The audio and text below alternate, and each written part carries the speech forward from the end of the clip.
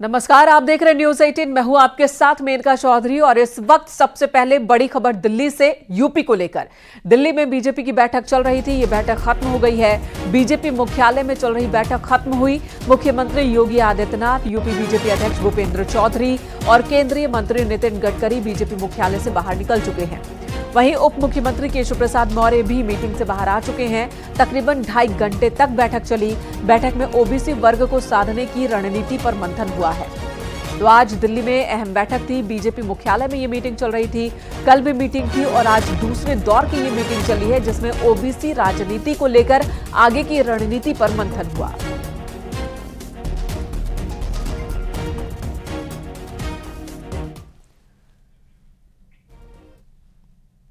और इस वक्त हमारे सहयोगी पवन गौड़ दिल्ली से हमारे साथ जुड़ चुके हैं। पवन, क्या मीटिंग से, मुख्यालय से सभी बड़े नेता बाहर निकल चुके हैं?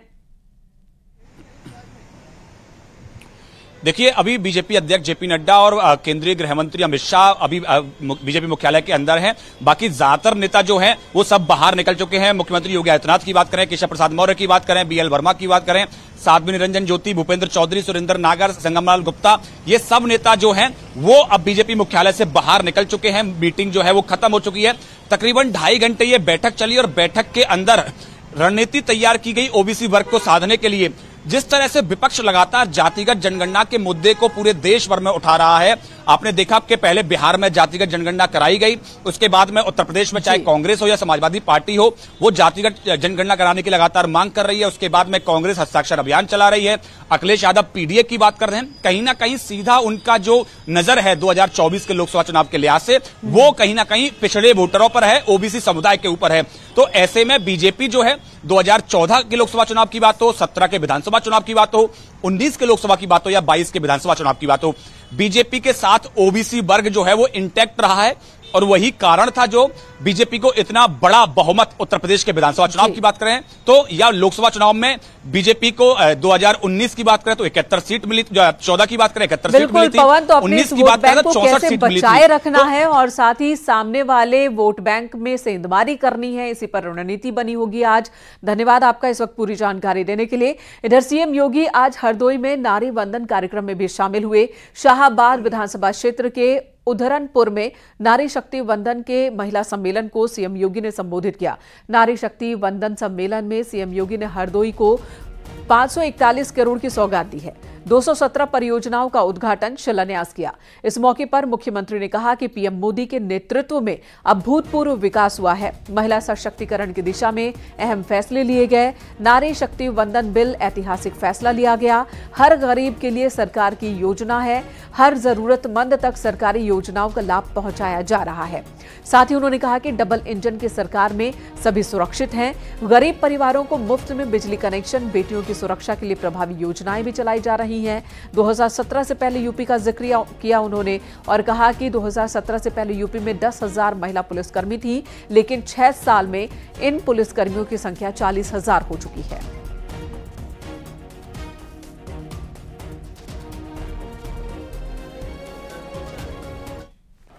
उत्तर प्रदेश देश के अंदर पीएम स्वनिधि में आपने देखा होगा, इससे पहले ठेला, खोमचा, रेडी और पटरी व्यवसायियों का कोई प्रोत्साहन नहीं होता था। ग्राम पंचायत या पंचायतों के द्वारा उन्हें अलग से प्रताड़ित किया जाता था। नगर निकायों में उनका शोषण अलग से होता था और जो कोई आता था उससे पैसे वसूली करता था। लेकिन भाइयों बहनों, आज पीएम स्वनिधि योजना के अंतर्गत बैंक से उन्हें जोड़ने की कार्रवाई करने के साथ, अगर वह डिजिटल पेमेंट के साथ वह व्यक्ति जुड़ा हुआ है, उसने ट्रेनिंग ले ली है, तो कोई भी पटरी व्यवसायी पीएम स्वनिधि योजना के अंतर्गत ब्याज मुक्त ऋण लेने का अधिकारी बन सकता है। और इसके तहत उत्तर प्रदेश के अंदर 14 लाख पटरी व्यवसायी अब तक लाभान्वित हो चुके हैं। यानी यहां ज्यादातर इसमें महिला लाभार्थी हैं। ये चीजें दिखाती हैं कि जहां शासन की योजनाएं आई वे केवल योजनाओं तक सीमित नहीं रही, उन योजनाओं का लाभ भी क्रमिक रूप से उन्हें मिलता हुआ दिखाई दिया। परिवार स्वावलंबन की ओर अग्रसर बढ़ता हुआ दिखाई दिया। शोषण मुक्त समाज की जो कभी कल्पना होती थी, आज वह साकार होता हुआ दिखाई दे रहा है। और प्रदेश में डबल इंजन की सरकार आने के बाद भी जो कदम उठाए गए, आज उसके परिणाम भी हम सबके सामने हैं। आपने देखा होगा, आने के साथ ही हम लोगों ने प्रदेश के अंदर बेटियों की सुरक्षा के लिए, महिलाओं की सुरक्षा के लिए पुख्ता इंतजाम करवाया था और प्रभावी ढंग से इसे लागू करने के लिए भी कार्यक्रम बनाए गए। आज उसके परिणाम हम सबके सामने आते हैं। और अगली खबर हरदोई से, जहां सीएम योगी आदित्यनाथ एक बच्चे को दुलार करते नजर आए। बच्चे को दुलार करने की तस्वीर वायरल हुई। नारी शक्ति वंदन कार्यक्रम में मुख्यमंत्री योगी ने बच्चे को दुलार किया, उसे अपने गोद में लेकर खिलाते हुए नजर आए। और देखिए, बच्चा भी काफी खिलखिलाता हुआ आपको इन तस्वीरों में नजर आ रहा है, जो मुख्यमंत्री की गोद में है। बहुत ही खूबसूरत और यह प्यारी तस्वीर हरदोई से सीएम योगी आदित्यनाथ की इस मासूम बच्चे के साथ सामने आई।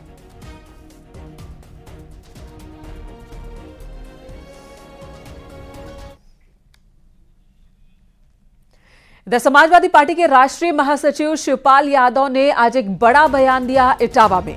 उत्तर प्रदेश में कांग्रेस का कुछ नहीं है, यहां सिर्फ समाजवादी पार्टी है जो बीजेपी को हरा सकती है। इंडी गठबंधन बनाए रखने की कांग्रेस की जिम्मेदारी है, क्योंकि वो गठबंधन की सबसे बड़ी और राष्ट्रीय पार्टी है। लोकसभा चुनाव में बीजेपी को हराने की जिम्मेदारी कांग्रेस की है, ये शिवपाल सिंह यादव का कहना है। और इसी के साथ ये संकेत भी है कि जिस तरह से मध्य प्रदेश में समाजवादी पार्टी को कांग्रेस ने टिकट नहीं दिया और वहां पर कांग्रेस बड़ी पार्टी है, ये एहसान भी अब समाजवादी पार्टी यही एहसास करा रही है कि यूपी में अगर बीजेपी को कोई रोक सकता है तो वो समाजवादी पार्टी है और कांग्रेस को यहां बड़ा दिल दिखाना होगा। तो उनका यहाँ अभी देख ही रहे हो, कुछ है यहाँ, कुछ है नहीं। उत्तर प्रदेश में केवल समाजवादी पार्टी ही बीजेपी को हरा सकती है और हराए। कांग्रेस की जिम्मेदारी है गठबंधन बनाए रखने। रामपुर जिला पंचायत के सदस्य की चिट्ठी, सीएम योगी को तकमील अहमद की चिट्ठी मिली है। जौहर यूनिवर्सिटी को लेकर खून से उन्होंने चिट्ठी लिखी। जौहर यूनिवर्सिटी को सरकारी कर देने की उन्होंने मांग की है। ये तस्वीर भी सामने आई, उस वक्त का वीडियो जब अपने खून से वो चिट्ठी लिख रहे थे। रामपुर जिला पंचायत के सदस्य हैं तकमील अहमद, जिन्होंने अपने खून से चिट्ठी लिखी है कि जौहर यूनिवर्सिटी को सरकारी कर दिया जाए। देखिए, अभी रामपुर में विगत कुछ दिनों से एक कार्रवाई चल रही है, कानूनी कार्रवाई, जिसमें जौहर यूनिवर्सिटी का नाम उछाला गया है। जौहर यूनिवर्सिटी हुई, रामपुर पब्लिक स्कूल हुआ। हम जो हैं पेरेंट्स की तरफ से, जो बच्चे वहाँ पढ़ते हैं, उनकी चिंता हमें है कि उनके भविष्य का क्या होगा। हम चाहते हैं कि सरकार से हमने मांग की है, माननीय मुख्यमंत्री जी से, ये खून से आज पत्र लिखा है, हमने ये मांग की है कि जब सरकारी पैसा जौहर यूनिवर्सिटी में और रामपुर पब्लिक स्कूल में लगा हुआ है, तो इसे अपने अंडरटेकिंग में लें और सरकार इसे अपनी तरीके से चलाए। जो वहाँ पे पढ़ने वाले बच्चे हैं, जो उनके माँ बाप गरीब माँ बाप हैं, ज़्यादातर गरीब परिवार के लोग हैं, उनका भविष्य अंधेरे में ना हो। क्या मांग है आपकी? हमारी ये मांग है कि सरकार उसे अपने कब्जे में ले ले, अपने अंडर में लेकर सरकारी घोषित करे और इस सत्र को जारी रखे। और अगली खबर वाराणसी से, जहां आईआईटी बीएचयू में छात्रों का हंगामा देखने को मिला। छात्रा से छेड़खानी मामले में 2000 से ज्यादा छात्रों ने हंगामा किया, आरोपियों की गिरफ्तारी की मांग की। लंका थाने में केस दर्ज करवाया गया। अब पुलिस आरोपियों की तलाश में जुटी है। डीसीपी काशी जोन ने बताया कि आरोपियों की धरपकड़ के लिए टीम गठित कर दी गई है। उन्होंने बताया कि घटना की शिकायत लंका थाने में दर्ज हो चुकी है। छात्रों की मांग से संबंधित ज्ञापन भी मिला है। पुलिस मांगों को लेकर आईआईटी प्रशासन से संपर्क कर रही है।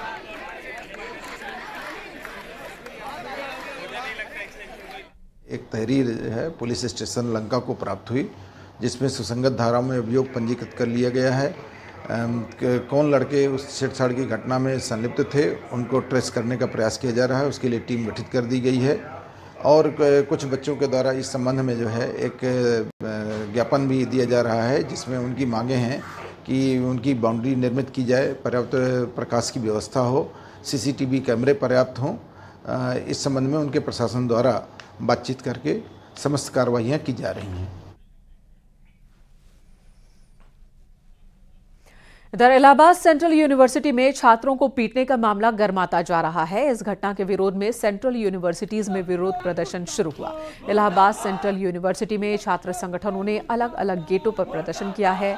छात्रों ने लाठियां बरसाने वाले आरोपी प्रोफेसर के खिलाफ केस दर्ज कर उन्हें गिरफ्तार करने की मांग की।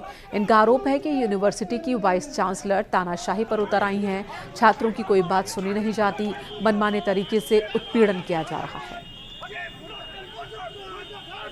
देखिए, इलाहाबाद विश्वविद्यालय में व्याप्त तानाशाही और प्रॉक्टर की गुंडागर्दी के विरोध में आज से हम लोगों ने यहाँ पे क्रमिक अनशन की शुरुआत कर दी है, जो कि 24 घंटे चलेगा। ये पूर्णकालिक क्रमिक अनशन है और ये तब तक रहेगा जब तक इलाहाबाद विश्वविद्यालय के लाठीमार प्रॉक्टर पर मुकदमा दर्ज नहीं हो जाता, तमाम छात्रों पर जो दर्ज मुकदमे वापस नहीं ले जाते और छात्रों को जो लगातार निलंबन, निष्कासन और कैंपस बैन की कार्यवाही चले और रोक नहीं दी जाती, तब तक हमारी संघर्ष, तब तक हमारी लड़ाई जारी रहेगी और ये लड़ाई छात्र संघ बहाली तक जारी रहेगी।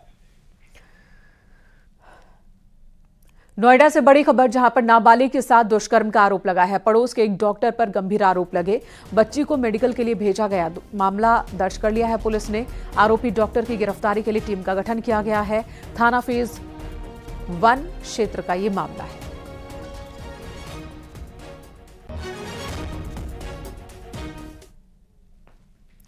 नोएडा सेक्टर 110 स्थित यथार्थ अस्पताल में आज एक लिफ्ट गिर गई। इस हादसे में 4 लोग जख्मी हुए हैं। चारों घायल अस्पताल के स्टाफ हैं। ये लिफ्ट 10 से 15 फीट ऊपर से गिरी है। जिस वक्त यह हादसा हुआ उस वक्त एकाएक अफरा तफरी मच गई। सिद्धनाथ, सृष्टि श्रीवास्तव, अर्जुन और सुखदेव ये वो लोग हैं जो लिफ्ट में थे जिन्हें चोट पहुंची है।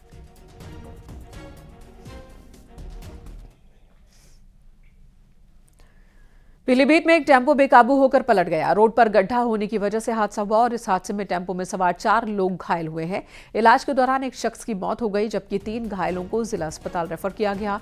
यह हादसा बीसलपुर शाहजहांपुर हाईवे का है।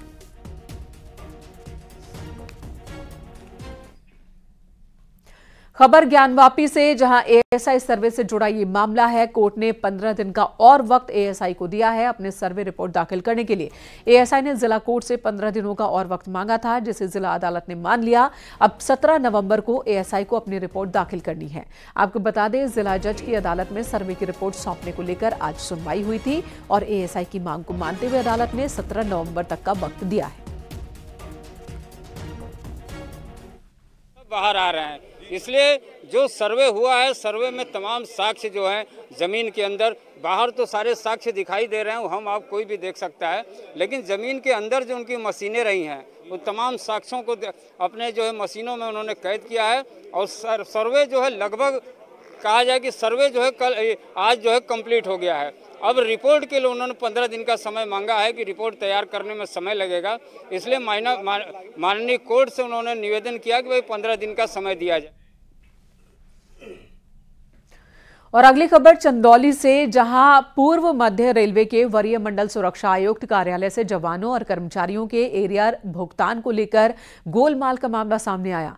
1.5 करोड़ रुपए से ज्यादा का गोलमाल के आरोप लगे हैं और इसका खुलासा हाजीपुर जोन की विजिलेंस टीम ने किया। आरपीएफ कमांडेंट ने आरोपी कर्मचारी को निलंबित कर दिया है। वहीं आरोपी फरार है, लिहाजा विभाग ने आरोपी के खिलाफ मुगलसराय कोतवाली में धोखाधड़ी का केस भी दर्ज करवाया। दरअसल कार्यालय में तैनात आरोपी युवराज सिंह जवानों और विभागीय कर्मचारियों का वेतन और एरियर के भुगतान का काम करता था। जांच में ये बात सामने आई है कि शातिर विभागीय कर्मचारियों और जवानों के आई पास को डिकोड कर एरियर को बढ़ाकर रिपोर्ट भेजता और एरियर के बढ़े धन को अन्य खाते में ट्रांसफर कर देता। इसकी भनक कई साल तक किसी को लगी ही नहीं। कुछ दिन पहले ही इसकी जानकारी आरपीएफ कमांडेंट जतिन बीरराज को लगी। कमांडेंट ने इसकी शिकायत हाजीपुर विजिलेंस अधिकारियों के सामने रखी। शिकायत मिलने पर विजिलेंस के 3 अधिकारियों के दल ने कमांडेंट कार्यालय में पहुंचकर छानबीन की। डीआरएम ऑफिस से गबन के संबंध में बिल्डिंग क्लर्क के खिलाफ एक प्रार्थना पत्र प्राप्त हुआ था, जिस पर समुचित धाराओं में मुकदमा पंजीकृत कर लिया गया है और अग्रिम विवेचना जारी है। कौशाम्बी से बड़ी खबर, डबल मर्डर केस में 2 दोषियों को उम्र कैद की सजा हुई है। सफदर अली और नूरी को उम्र कैद की सजा अदालत ने सुनाई है। एडीजे कोर्ट ने यह फैसला सुनाया। नवंबर 2020 का मामला है। धारदार हथियार से 2 लोगों की हत्या हुई थी। थाना पिपरी के चायल कस्बा में वारदात हुई थी। धारदार हथियार से हत्या हुई थी और इस मामले में 2 लोगों को पकड़ा गया था, जिन्हें दोषी पाते हुए उम्र कैद की सजा इन्हें एडीजे अदालत की ओर से सुनाई गई है।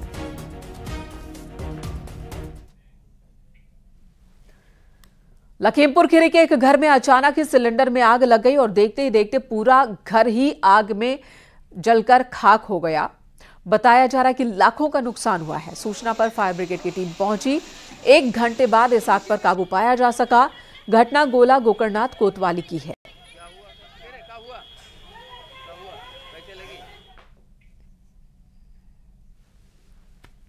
इधर प्रयागराज के किसानों ने अपनी तमाम समस्याओं को लेकर एक बार फिर मोर्चा खोला। भारतीय किसान यूनियन से जुड़े किसानों ने प्रयागराज विकास प्राधिकरण के दफ्तर पर घेरा डालो डेरा डालो अभियान की शुरुआत की। दर्जनों ट्रैक्टर ट्रॉली से किसान पहुंचे लाइन।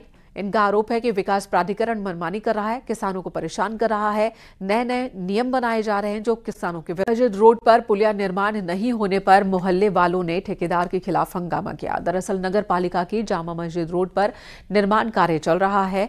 इस दौरान 10 दिन पहले नगर पालिका के ठेकेदार ने पुलिया तोड़वा दिया था और 1 सप्ताह के भीतर दोबारा पुलिया बनवाने का वादा किया था, लेकिन अब तक पुलिया बना नहीं, जिससे लोगों में गुस्सा है। इन सभी ने बताया कि पुलिया नहीं बनने से उन्हें परेशानी हो रही है।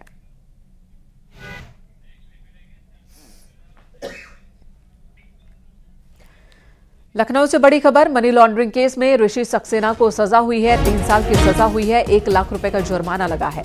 ईडी कोर्ट ने ऋषि सक्सेना को यह सजा सुनाई है। आरोपी ने कोर्ट में अपना जुर्म कबूल भी कर लिया है। जाली चेक्स के जरिए 2 करोड़ 87 लाख रुपए इसने हड़पे थे और इसी मामले में अब सजा का ऐलान हुआ है। ईडी कोर्ट ने ऋषि सक्सेना को सजा का ऐलान किया है। उधर अयोध्या में दीपोत्सव की तैयारी शुरू हो चुकी है। उत्सव को ऐतिहासिक बनाने के लिए 21 लाख दिए 51 घाटों पर जलाए जाएंगे। साथ ही भगवान राम के जीवन पर आधारित प्रसंग की झांकियां शोभा यात्रा का हिस्सा होंगी। 11 झांकियां तैयार की जा रही है जो राम के जीवन के अलग अलग वक्त को दर्शाती हुई होंगी। दिल्ली से मुस्लिम कारीगर पहुंचे हैं इन झांकियों के निर्माण के लिए। मान्यता है कि लंका पर विजय के बाद भगवान राम जब अयोध्या लौटे थे तब अयोध्या के लोगों ने दीपक जलाकर उनका स्वागत किया था, दीपोत्सव मनाया था और इसी से दिवाली को जोड़कर भी देखा जाता है। 11 झांकी बना रहे हैं। किस किस विषय पर झांकियां हैं? ये जो है जो मतलब श्री राम जो है मतलब जब वन में जाते हैं और महाकेवर जो उनके पैर धुलवाता है तो उसकी झांकी ये पीछे बन रही है जो हमारे जस्ट पीछे। कारीगर आप लोग हैं जो झांकियां बना रहे हैं? यहाँ पे हम इस टाइम 11 कारीगर हैं। कहाँ से आए हैं? हम भगवान राम के नगरी में 7वें दीपोत्सव की तैयारियां हैं, युद्ध स्तर पर चल रही हैं। हम जहाँ मौजूद हैं यहाँ पर दीपोत्सव के दरमियान अयोध्या की सड़कों पर सबसे खूबसूरत प्रदर्शन करने वाली झांकियों का निर्माण हो रहा है। ये 11 झांकियाँ हैं जो भगवान राम के जीवन पर आधारित प्रसंगों पर बनी होंगी और इस पर बाकायदा जो स्वरूप है भगवान के जो प्रसंग होंगे उसके स्वरूप इस पर बैठे होंगे। लगभग 11 झांकियों में 6 झांकियां बनकर तैयार हो चुकी हैं और इन झांकियों का जो निर्माण कर रहे हैं ये सभी दिल्ली के मुस्लिम कारीगर हैं और लगातार रात दिन मेहनत करके इन्होंने 6 झांकियां लगभग तैयार कर दी हैं और 4 झांकियां आगामी 2 से 3 दिन में और तैयार हो जाएंगी। जो तैयारियां हैं दीपोत्सव की बेहद खास है। इस बार का दीपोत्सव बेहद खास होगा। 21 लाख से ज़्यादा दीपक जलेंगे। तो वहीं रामनगरी के प्रवेश द्वार यानी कि उदया चौराहे से और दीपोत्सव स्थल तक जो झांकियां निकलेंगी वो विशेष आकर्षण का केंद्र होंगी। भगवान के जीवन पर आधारित प्रसंग जिसमें पुत्रेष्टि यज्ञ, रामगमन, वनगमन, राम राज्याभिषेक समेत केवट संवाद इस बार की झांकियों में मुख्य आकर्षण का केंद्र होंगे। अयोध्या से न्यूज़ 18 के लिए निमिष गोस्वामी। तो अयोध्या में राम की नगरी में सुरक्षा को लेकर भी मास्टर प्लान तैयार कर लिया गया है। भगवान राम के परिसर में ही नया कंट्रोल रूम बनाया जाएगा। पुलिस के सभी विंग के लिए यहीं पर कंट्रोल रूम होगा, जिसके लिए आज भूमि पूजन किया गया। उत्तर प्रदेश सरकार की ओर से 12,000 स्क्वायर फीट की जमीन अलॉट की गई है पुलिस डिपार्टमेंट को। आज राम मंदिर ट्रस्ट के पदाधिकारियों, जिलाधिकारी, अयोध्या और सुरक्षा से जुड़े पुलिस के वरिष्ठ अधिकारियों की मौजूदगी में नए पुलिस कंट्रोल रूम के लिए भूमि पूजन हुआ।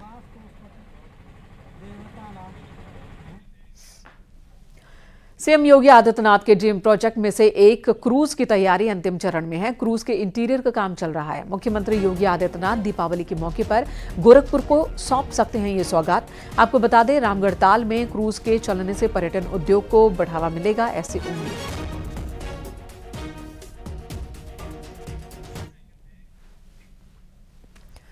खबर अमरोहा से, जहां पर तेंदुए की दहशत बनी हुई है। किसान की बकरी को निवाला बना लिया तेंदुए ने, जिसके बाद आसपास के लोगों का डर और बढ़ गया है। इस घटना के बाद वन विभाग को जानकारी भी दी गई। मामला गजरौला थाना क्षेत्र के खयालीपुर गांव का है।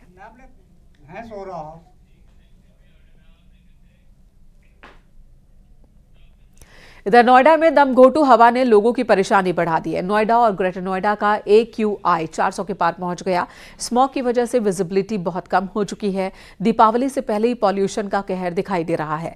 आंखों में जलन, आंखों से पानी आना और इन्फेक्शन अब आम समस्या बनती जा रही है। एनसीआर गैस चैम्बर में तब्दील होता जा रहा है। प्रदूषण लगातार बढ़ता जा रहा है और दमघोटू हवा, जहरीली हवा लोगों को परेशान कर रही है। और आप तस्वीरें देखेंगे, इस समय नोएडा के सेक्टर 15 पे खड़े हैं और सामने ठीक इंडियन ऑयल की बिल्डिंग है जो सफेद चादर से ढकी हुई है। लिहाजा लोगों को ये जो पोल्यूशन है वो परेशानी का सबब बनता जा रहा है। हमारे साथ कुछ लोग हैं, सीधे बातचीत करते हैं। क्या नाम है आपका? अर्जुन प्रजापति। अर्जुन जी, ये बताइए आज क्या स्थिति है? पोल्यूशन से कुछ दिक्कतें हो रही हैं? आंखों में बहुत तेज जलन हो रही है और अभी तो ये हाल है कि दिवाली नहीं आई है। दिवाली आएगी तो कितना पोल्यूशन होगा, बहुत ज्यादा पोल्यूशन है। छत्तीसगढ़ विधानसभा चुनाव के मद्देनजर पीएम नरेंद्र मोदी कांकेर पहुंचे। रैली के दौरान पीएम मोदी का ध्यान भीड़ में खड़ी एक लड़की पर गया जो तस्वीर के साथ खड़ी थी। इसके बाद पीएम मोदी ने मंच से कहा, बेटी मैंने तुम्हारी तस्वीर देख ली है, तुम इतना